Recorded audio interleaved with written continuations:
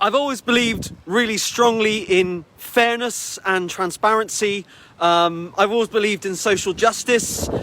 This morning I met with a friend of mine who is a TV journalist. She's a news journalist with ITV. In the UK, ITV is the second biggest news corporation after the BBC. And I shared with her all of the files and information I have about, many of you will know, it's the cover-up that ISKCON has been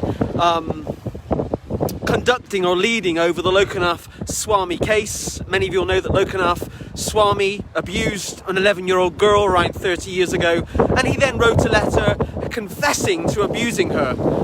This has all come out again recently, quite rightly. So today, because of frustration, I met with a friend of mine who is an ITV production journalist, news journalist, and she will be now considering whether ITV will run a story on this. ISKCON has got to get to grips with dealing with child abuse. Child abuse is never acceptable. Dealing with child abuse and protecting children is everybody's business.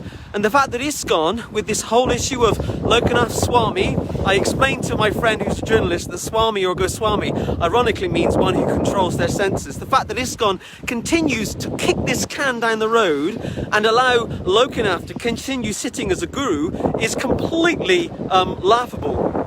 It's ludicrous. It's raining here today, as you can see as well.